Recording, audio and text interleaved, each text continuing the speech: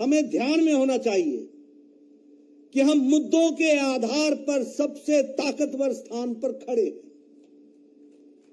हमें ध्यान में होना चाहिए कि हम उस पॉलिटिकल पार्टी, उस राजनीतिक दल के नेता हैं और दल के कार्यकर्ता हैं जिसके बारे में कोई भी विषय हमें काट नहीं सकता, हम अकाट्य खड़े हैं। और इसीलिए उनको स्मरण कराना ये हमारी जिम्मेवारी बन जाती है। मित्रों, आप चुनाव में जाएंगे, आपको राष्ट्रीय मुद्दे, आपको प्रदेश के मुद्दे, आपको इलाके के मुद्दे, ये आपको प्रश्न के रूप में सामने देखने को मिलेगा। हमें अपने उत्तर के बारे में स्पष्ट होना चाहिए। और मैं कह सकता हूं कि आज भारतीय जनता पार्टी का एक एक कार्यकर्ता तेलंगाना के एक एक गांव में जाकर के हिम्मत के साथ कह सकता है कि देश के भी विकास का समाधान बीजेपी के पास है, प्रदेश को भी आगे ले जाने का समाधान बीजेपी के पास है, और इलाके का विकास का भी समाधान किसी और के पास नहीं, भारतीय जनता पार्टी के पास है। और जब हम आपसे ये बात कहते हैं तो हमारे ध्यान में आता है कि आज हर वर्ग का सशक्तिकरण करने का काम, the empowerment of every section of the society has been done by none other but by only NDA government led by Bharatiya Janata Party and led by Prime Minister Narendra Modi, that we have to understand. और उसके सफलता का आभास, सफलता की चीजें वो हमें यहां भी तेलंगाना की धरती पर भी मिला है। आपको किशन रेड्डी ने बहुत तफसील से बताया है, लेकिन मैं बताना चाहूंगा कि मोदी जी के नेतृत्व में अगर देश में, दुनिया में देश की धमक बनी है और दुनिया में देश की धाक बनी है और दुनिया में देश को लोगों ने माना है, सराहा है, एक ताकत माना है, तो उनके अथक प्रयास ने भारत के आम आदमी को भी ताकत देकर के भारत को मजबूत किया है। इसलिए हमारा फोकस क्या था, आपको बताना होगा। गांव, गरीब, वंचित, पीड़ित, शोषित, दलित, महिला, युवा, किसान, ये हमारी ताकत, इसको सशक्तिकरण करने का काम प्रधानमंत्री मोदी जी ने किया है। मैं पत्रकार बंधुओं से बोलूंगा, आप ध्यान में लें कि प्रधानमंत्री मोदी जी ने प्रधानमंत्री गरीब कल्याण अन्न योजना में 80 करोड़ की जनता को, 80 करोड़ जनता, approximately 70% of the population was given प्रधानमंत्री गरीब कल्याण योजना में 5 किलो राइस और 5 kilo wheat and 1 kilo pulse, and this has been continued।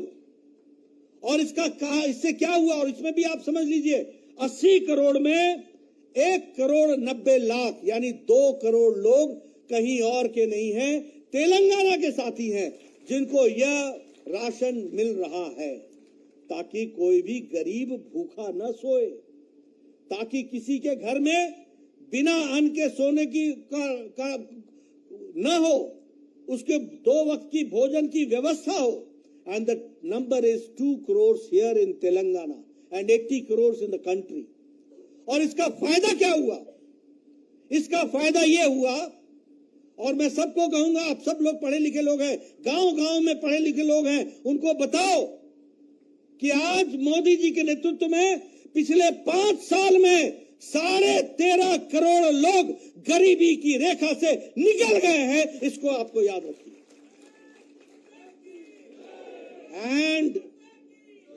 And it is not me who is saying, it is the International Monetary Fund, IMF, says 13.5 crore लोगों को गरीबी की रेखा से प्रधानमंत्री मोदी जी ने 5 साल में निकाल दिया। अब मैं पत्रकार बंधुओं से पूछना चाहूंगा, ये श्रीमती इंदिरा गांधी का 1971 से चला आ रहा गरीबी हटाओ, गरीबी हटाओ, गरीबी हटाओ, गरीबी हटाओ, आपने तो गरीबी हटा दी है, रखा ही नहीं। और यहां नरेंद्र मोदी ने 5 साल के अंदर 13.5 करोड़ लोगों को गरीब की रेखा से निकाल दिया। दूसरी बात मैं बताना चाहूंगा कि भारत में अति गरीबी, extreme poverty has been reduced by less than 1%। 1% से भी कम हो गया है अति गरीबी। और फिर मैं बोल रहा हूं, मैं नहीं बोल रहा, ये इंटरनेशनल मॉनिटरी फंड बोल रहा है, IMF बोल रहा है। ये है अंतर। और 2 करोड़ लोग हमारे तेलंगाना के हैं। चुनाव के ये मुद्दे हैं। केसीआर पे मैं बाद में आऊंगा, लेकिन मैं अभी कांग्रेस पार्टी से पूछना चाहता हूं, सालों तुमने राज किया, साल के साल तुमने राज किया, क्या तेलंगाना की तस्वीर तुमने बनाई थी? और बची कुची कसर थी वो केसीआर ने पूरी कर दी, छोड़ा ही कुछ नहीं। आप देखिए, अगर मैं बात करूं विकास के दृष्टि से, तो आप प्रधानमंत्री आवास योजना, 4 crore people have been given आवास, 4 करोड़ लोग। और मित्रों, यहां मैं राजनीतिक कार्यकर्ताओं को मैं बार बार सुनाता हूं, मैं फिर सुनाऊंगा, क्योंकि पूर्णमासी की इज्जत तब होती है जब अमावस्या ध्यान में हो, जब अंधेरा ध्यान में हो, तो आपको लाइट की और सूरज की रोशनी का फर्क पता चलता है। When I was an MLA in 1993, there was a scheme called as Indira Awas Yojana. And my BDO, Block Development Officer, used to come to me, और वो मुझसे कहता था, नड्डा साहब आपको 2 पंचायत में 1 इंदिरा आवास की योजना की स्कीम मिली है, बताओ किसको दें। मैं कहता था, इस धर्म संकट में क्यों डालते हो, क्यों ये पाप मेरे ऊपर करते हो, ये तुम ही रख लो, जिसको देना उसको दे देना, मेरे जिम्मे ये पाप मत चढ़ाओ। ये मैंने 1993 में देखा है। और आज मुझे खुशी होती है कि आज 4 करोड़ मकान मोदी जी ने प्रधानमंत्री आवास योजना में दे दिए, और आपके यहां 2.5 लाख मकान तेलंगाना की धरती पर भी बन रहे हैं, और उसके लिए पैसा दिया है। लेकिन हमारे यहां केसीआर वो क्या था, डबल बेडरूम, अरे सिंगल ही मिल जाता, कहां गया वो डबल बेडरूम? मिला भाई? तो ये है हाथी के दांत दिखाने के और खाने के और वो मोदी जी का प्रधानमंत्री आवास योजना जो आपको आवास देता है, ये भी आपको समझना चाहिए। स्वच्छ भारत, महिलाएं यहां बैठी हैं, आपको शायद नहीं मालूम होगा, लेकिन मैं राजनीति में बचपन से इंटरेस्ट रखता रहा हूं। Ram Manohar Lohia in 60s, he stood in parliament, and he said in parliament in 1960s that I feel ashamed. मुझे शर्म आती है कि जब मैं नेशनल हाईवे से गुजरता हूं और मेरी जीप जब चलती है, तो मेरे आगे आगे महिलाओं का झुंड पानी की बोतल लेकर के अपने दैनिक नित्य कर्म के लिए सड़कों की तरफ जाती है और खेतों की तरफ जाती है। क्या है ये भारत? ये 1966 में कहा था, 60s में कहा था, सॉरी। किसी ने चिंता नहीं की। इंतजार था तो प्रधानमंत्री मोदी जी का था, जिन्होंने 12 करोड़ इज्जत घर बना करके 12 करोड़ बहनों को इज्जत देने का काम किया। 12 crore life with dignity, you could not live a life with dignity, and here in Telangana 31 lakh such toilets have been made. That means 31 lakh children, ladies have been given the dignified life to lead. और जब मैं 12 करोड़ बोलता हूं और 31 लाख बोलता हूं, तो 31 लाख बहनें ही नहीं होती है, 31 लाख बच्चे भी होते हैं और 31 लाख परिवार भी होता है। ये भी हमको समझना चाहिए। कैसा देश था? किसने रोका था? कौन बता रहा था? क्या कर रही थी कांग्रेस पार्टी? क्या कर रहे थे बाकी लोग? अगर मैं बात करूं उज्ज्वला योजना की, आज खुशी होगी आपको, उज्ज्वला योजना में बहनों के लिए 300 रुपए की सब्सिडी हो गई है। और उज्ज्वला योजना में 12 करोड़ बहनों को, 9 करोड़ बहनों, 9.5 करोड़ बहनों को उनको आज गैस मिल रहा है। मुझे आपका नहीं मालूम, मैं बार बार लेकिन सुनाना चाहता हूं। मेरे गांव में माताएं बहनें 5 बजे सुबह उठती थी, 5 बजे जंगल में जाती थी, लकड़ियां काट के लाती थी, और लकड़ियां काटने में भी झगड़ा हो जाता था। तुम कहीं मेरे पेड़ से तो नहीं काट रहे, तुम कहीं मेरे पेड़ से तो नहीं काट रहे।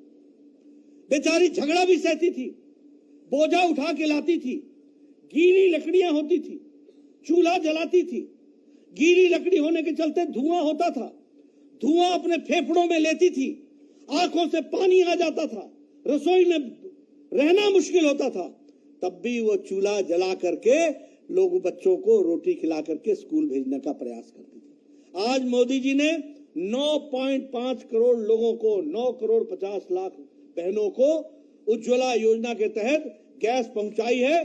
5 मिनट में चाय पिलाओ, आधे घंटे में खाना खिलाओ, परिवार को सुखी रखो, ये ताकत दी है, ये फर्क आया है। अगर मैं बात करूं आयुष्मान भारत का, मुझे खुशी है प्रधानमंत्री जी ने ये काम मुझे ही दिया था, क्योंकि मैं स्वास्थ्य मंत्री था। 50 करोड़ लोग, 40% ऑफ द इंडियन पॉपुलेशन, ये सब लोग जितने यहां बैठे हैं ना, सब MP MLA हैं। ये सब चिट्ठियां लिखा करते थे, प्रधानमंत्री जी, मुख्यमंत्री जी, इसका बाईपास होना है, इसका ये होना है, इसका ये होना है, इसको 1.25 लाख रुपए चाहिए, इसको 1.5 लाख रुपए चाहिए। आज 50 करोड़ लोगों को, 10 करोड़ 74 लाख परिवार को मोदी जी का आयुष्मान भारत हर साल 5 लाख रुपए दे रहा है। ये सारी बातें मैं क्यों आपको बोल रहा हूं? क्योंकि आज अगर दुनिया में भारत का डंका बज रहा है, तो देश में भी गांव, गरीब, वंचित, पीड़ित, शोषित, दलित, महिला, युवा, इनको ताकत मिल रही है। किसान को प्रधानमंत्री किसान सम्मान निधि की बात करें अगर, तो 11 करोड़ 78 लाख यानी अप्रोक्सीमेटली 12 करोड़ किसान को 6,000 रुपए हर साल मिल रहा है। आप बताइए, इससे किसानों का सशक्तिकरण हुआ कि नहीं हुआ? एम्पावरमेंट हुआ है कि नहीं हुआ है? और उसी में अगर मैं संख्या बताऊंगा आपको, तो अगर 11 करोड़ हुआ है, तो उसमें 38,50,000 तेलंगाना के किसान हैं जिनको कि किसान सम्मान निधि मिली। ये 38 लाख किसानों से आप पूछिए तो जरूर कि बोलो, मोदी जी का आपको किसान सम्मान निधि मिला कि नहीं मिला? उससे आपको ताकत मिली कि नहीं मिली? जल जीवन मिशन 100% हो गया है आपके यहाँ, 100%। और यहीं पर किशन रेड्डी हम आपके साथ गए थे, संजय बंडी हम आपके साथ गए थे, हमारे लक्ष्मण जी आपके साथ गए थे, जब यहाँ पर बिकॉज ऑफ बैड वाटर उनके हेल्थ कंडीशंस को असर पड़ रहा था, उनके हाथों का असर पड़ रहा था, उनके दांतों का असर पड़ रहा था। आज आपको स्वच्छ फ्लोराइड के कारण, आज आपको स्वच्छ जल 100% पहुंचाने का काम किया, तो वह भी नरेंद्र मोदी जी की सरकार ने किया। अगर आज जब दुनिया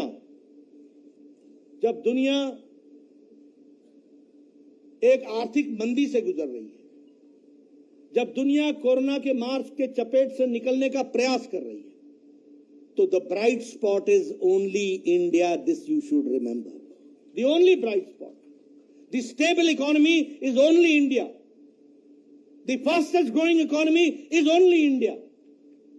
ये कैसे हुआ? ये इसलिए हुआ कि कोरोना के बाद दुनिया के देशों में फ्री बीज दिए गए, और मोदी जी ने इंफ्रास्ट्रक्चर पर और अपने गांव के लोगों को मजबूती करने के लिए ताकत देने का काम किया। इसके कारण now India is from 10th to the 5th largest economy. अब गांव के आदमी को अब बताएंगे कि नहीं बताएंगे? बताएंगे कि नहीं बताएंगे? और उनसे कहना पहले तेलंगाना जीतना है और साथ साथ दिल्ली जीतना है और फिर से दुनिया की तीसरी बड़ी इकोनॉमी बनानी है मोदी जी के नेतृत्व में। इस बात को हमको कहना है, इस बात के लिए हमको काम करना है। और इसीलिए मैं आपके सामने ये सारी बातें रख रहा हूं। आज मोबाइल में, आज स्टील में, आज टॉय इंडस्ट्री में, आज फार्मास्यूटिकल्स में, आज ऑटोमोबाइल इंडस्ट्री में भारत ने एक लंबी छलांग लगा करके आज मजबूती की ओर जा रहा है। यह अपने आप में बताता है कि किस तरीके से भारत का परिवर्तन का काम चल रहा है। अभी हमारे सामने किशन रेड्डी ने बताया कि 6 लाख करोड़ रुपए दिए गए अपने विकास के दृष्टि से, 9 लाख क्षमा करिए, 9 लाख करोड़ रुपए दिए गए इंफ्रास्ट्रक्चर की दृष्टि से। और आपको जानकर के खुशी होगी कि इस साल इसी काम को, इंफ्रास्ट्रक्चर को बढ़ाने के लिए सारे देश में 10 लाख करोड़ रुपए खर्च हुआ। हर तरीके से विकास, रोडवेज, हाईवेज, एयरवेज और जहां पानी है वहां वाटरवेज, हर पर काम चल रहा है। आप बताइए, आपको हाईवेज दिखते हैं कि नहीं दिखते हैं? तेलंगाना में दिखते हैं कि नहीं दिखते हैं? आप सब लोग अपने अपने स्थानों से 3 से 4 घंटे के अंदर ज्यादा से ज्यादा पहुंच जाते हैं कि नहीं पहुंच जाते? आपकी गाड़ी की स्पीड 90 से ऊपर होती है कि नहीं होती है? भाई जरा संभल के चलो। मैं तो आपको वही बोलूंगा जो आवश्यक होती है। 90 means that you are at ease, but at the same time there is the speed which you have to understand. लेकिन ये हाईवेज के कारण हुआ, रोडवेज के कारण हुआ। मेरे टूर प्रोग्राम में कल लिखा हुआ था 56 किलोमीटर्स और नीचे लिखा हुआ था 30 मिनट्स। मैंने कहा यार 56 किलोमीटर 30 मिनट्स, अब आप समझो इसका मतलब क्या है। पहले क्या लिखा होता था? 56 किलोमीटर्स। अब आपने मेरा जवाब दे दिया। So this is what you have to understand what is development. इसलिए रोडवेज, हाईवेज, रेलवेज, सिकंदराबाद का रेलवे स्टेशन को मोस्ट मॉडर्नाइज्ड रेलवे स्टेशन बनाया जा रहा है कि नहीं बनाया जा रहा है? आपकी डबल लेनिंग चल रही है कि नहीं चल रही है? एयरपोर्ट्स बन रहे हैं कि नहीं बन रहे हैं? विकास के नए आयाम लिखे जा रहे हैं कि नहीं लिखे जा रहे हैं? एम्स का शिलान्यास हो रहा है कि नहीं हो रहा है? हो गया बीबी नगर में। ये सारे विकास के काम। अभी बताइए, ट्राइबल यूनिवर्सिटी डिक्लेयर की प्रधानमंत्री जी की नहीं की? अब बताइए, प्रधानमंत्री जी ने एक दिन में 8,000 करोड़ रुपए का और दूसरे दिन 14,000 करोड़ रुपए का ऐलान किया कि नहीं किया? यह तेलंगाना को तोहफा है कि नहीं है? अब मैं आपसे एक बात पूछना चाहता हूं कि मोदी जी ने तो पैसा दे दिया, लेकिन अगर यहां बैठा केसीआर गड़बड़ करेगा, जो करेगा ही, तो उसको हटाना जरूरी है कि नहीं है? जरूरी है कि नहीं है? तो तुमको जमीन पर काम करके कमल खिलाना जरूरी है कि नहीं है? अगर जरूरी है तो अपने काम में जुट जाओ। मोदी जी ने पानी, पैसा और विकास के सारे का सारा तेलंगाना को दे दिया है। तुम्हारे तेलंगाना के लोटे में छेद नहीं होना चाहिए, इसकी चिंता करनी चाहिए। आपको समझना पड़ेगा विकास किस तरीके से होता है, कितना विकास हुआ।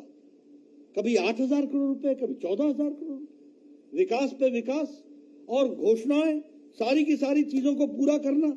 तो इस तरीके से आप बताइए, टर्मरिक बोर्ड की घोषणा हुई कि नहीं हुई? हुई कि नहीं हुई? अब ये जनता को बताना है कि नहीं बताना है? ये जनता को बताने का काम आपका है और उनको बताना है कि इससे तेलंगाना का विकास कैसे जुड़ा है। उसी तरीके से आप बताइए, नागपुर विजयवाड़ा इकोनॉमिक कॉरिडोर बन रहा है कि नहीं बन रहा है? आप बताइए, greenfield highway Warangal to Khammam और खम्मम टू विजयवाड़ा काम चल रहा है कि नहीं? ये विकास के नए काम है कि नहीं? भारतमाला परियोजना में 2,460 करोड़ रुपए खर्च हो रहा है कि नहीं हो रहा है? ये विकास रेलवे लाइन की दृष्टि से अगर देखा जाए तो 500 करोड़ रुपए खर्च हो रहा है जैकलार और अपने कृष्णा के बीच में। तो उसी तरीके से हमारे अन्य प्रोजेक्ट्स के तहत अभी ये यूनिवर्सिटी को 5 बिल्डिंग समर्पित हुई कि नहीं हुई? तो ये सारे विकास कब हो रहे हैं? ये तब हो रहे हैं जब मोदी जी ने नारा लिया है, सबका साथ, सबका विकास, सबका विश्वास, सबका प्रयास। इस बात को लेकर के आगे चलने का हम लोगों ने काम किया है। मित्रों, एक बात मैं और आपको कहना चाहूंगा। विकास के तो मैं कई विषय आपके सामने रख सकता हूं, लेकिन एक बात ध्यान रखना कि भारतीय जनता पार्टी को ही यह प्राउड प्रिविलेज है कि this is the only party which has been consistent right from its very inception. बाकियों ने रास्ते बदले, समय के अनुसार अपनी नीतियां बदली, समय को देखते हुए और समय की नजाकत को समझ करके अपने स्टैंड को बदला, लेकिन भारतीय जनता पार्टी ने जो कहा वो किया और जो नहीं कहा वो भी करके दिया। इसको भी हमको ध्यान रखना चाहिए। आज ठीक है, तेलंगाना बनने के बहुत बड़े बड़े चैंपियन आ जाएंगे, लेकिन 1997 था ना वो 1997 आंध्र, जॉइंट आंध्र की धरती पर, प्योर आंध्र की धरती पर काकीनाडा में प्रस्ताव पारित करने की हिम्मत थी तो भारतीय जनता पार्टी। अभी चर्चा हुई, सुषमा स्वराज जी ने इसको सपोर्ट किया। हम सब लोग पार्लियामेंट में थे, राज्यसभा में थे, हम लोगों ने सपोर्ट किया, हम लोगों ने इस बात के लिए ताकत दी, प्रदान किया। यह ठीक है कि केसीआर आकर चुनाव में जीते और उन्होंने इस विषय को आगे बढ़ाया। मैं यहां आपको सिर्फ केसीआर की बात नहीं करूंगा, केसीआर के साथ साथ देश का भी परिदृश्य रखना चाहूंगा। देखिए, एक बात ध्यान में रखिए, भारत राजनीतिक दृष्टि से एक विशेष राजनीतिक मुद्दे से गुजर रहा है, क्योंकि कांग्रेस पार्टी ने नेशनल पार्टी होते हुए भी रीजनल एस्पिरेशंस की अनदेखी की। ये देखो, गहराई से समझने वाला विषय है। Because national party Congress at that time ignored the regional aspirations of the people of the region, or that is why slowly regional parties grew up in every state. And the same way this Telangana Rajya Samiti also came the same way, because the national aspirations were ignored for a long time. The regional aspirations में regional parties खड़ी हो गई। अब धीरे धीरे और बहुत तेजी से, धीरे धीरे लेकिन बहुत तेजी से, ये regional parties are converted into family parties. और मैं आपके सामने तस्वीर बनाना चाहता हूं। शेख अब्दुल्ला का बेटा फरूक अब्दुल्ला लड़ रहे थे जम्मू कश्मीर की लड़ाई। फरूक अब्दुल्ला का बेटा उमर अब्दुल्ला, नेशनल कॉन्फ्रेंस, मैं ऊपर से शुरू कर रहा हूं, जम्मू कश्मीर से। ये लड़ाई जम्मू कश्मीर की लड़ते थे, लेकिन अंत में it has been reduced to a family party. Mufti Mohammad, it has been reduced to a family party.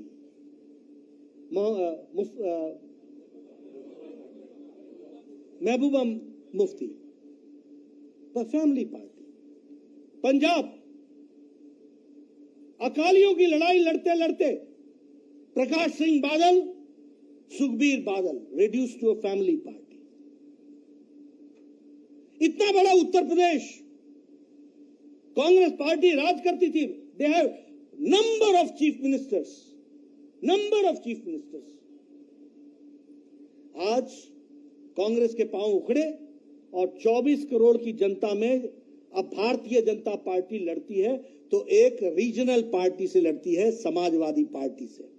अब नाउ समाजवादी पार्टी क्या है? Samajwadi party Mulayam, Akhilesh, Dimple, rest full stop.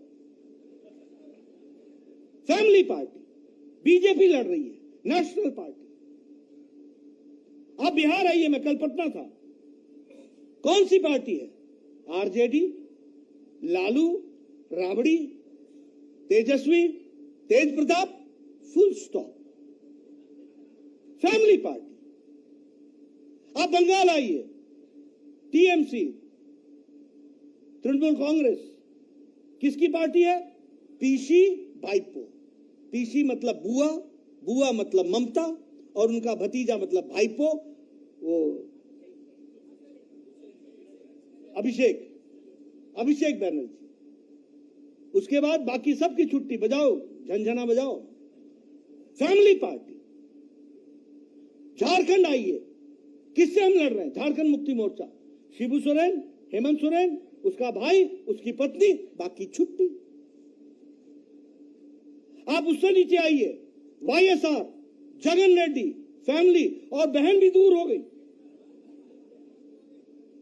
और आप तेलंगाना आ जाइए, केसीआर, केटीआर, ऑल टीआर, भाई, भतीजा, दामाद, बेटी, बेटी, बाकी सब। अब आप जानते हैं परिवार में कौन कौन है। लेकिन क्या ये देखो, ये टीआरएस लिखे या बीआरएस लिखे, ये भ्रष्टाचार रिश्वत समिति है। ये भ्रष्टाचार रिश्वत समिति है और ये परिवार की पार्टी है। आप जरा इससे थोड़ा और नीचे चले जाइए, करुणानिधि, स्टालिन, उदयनिधि। आप जरा थोड़ा पश्चिम की ओर चले जाइए, शरद पवार, सुप्रिया सुले, बाकी छुट्टी। शिवसेना, उद्धव और आदित्य, बाकी छुट्टी। और अब कांग्रेस पार्टी भी कोई नेशनल पार्टी नहीं रह गई है। सोनिया, राहुल, प्रियंका, बाकी। इसलिए मित्रों, ये याद रखो, the only political party now which is fighting as a national party is Bharatiya Janata Party. And not my words, today or tomorrow, it will be Bharatiya Janata Party in every state where with ideology, party will be working for the strong nation. कोई कर नहीं सकता। मैं कभी भी इन परिवार वाली पार्टियों से डरता नहीं हूं। या तो भाई भाई में झगड़ा होने वाला है, यार कहां घूम रहे हो तुम। और परिवार को कभी भी भारत की जनता की मानसिकता सपोर्ट करने की नहीं रहेगी। ये विचारों पर चलने वाला देश है, ये आइडियोलॉजी पर चलने वाला देश है, ये मुद्दों पर चलने वाला देश है। ये किसी परिवार की आरती करने वाला देश नहीं है। ये भारत का प्रजातंत्र किसी का गुलाम नहीं हो सकता। ये भारत का प्रजातंत्र विचारों के साथ स्वच्छंद होकर के विचारों की लड़ाई लड़ने वाला प्रजातंत्र है। इसलिए कल भी तुम्हारा है, आज भी तुम्हारा है, आपको आगे बढ़ना है। अब यहां के हम भ्रष्टाचार के बारे में क्या बोले, आकंठ डूबे हुए हैं। आकंठ, किशन रेड्डी ने बहुत आपको बड़े तफसील से बता दिया है क्या क्या भ्रष्टाचार नहीं किया। लेकिन मैं तेलंगाना के युवाओं से पूछना चाहता हूं, क्या आप ऐसी सरकार चाहते हो जिसमें मैट्रिक के क्वेश्चन आंसर लीक हो जाए? क्या आप चाहते हो ऐसी सरकार जो 12वीं के क्वेश्चन लीक हो जाए? और क्या आप ऐसी सरकार चाहते हो जो तेलंगाना के पब्लिक सर्विस कमीशन के क्वेश्चन लीक हो जाए और 30 लाख युवाओं को चूना लग जाए? ऐसी सरकार को लॉक, स्टॉक एंड बैरल छुट्टी करने की आवश्यकता है। Lock, stock and barrel.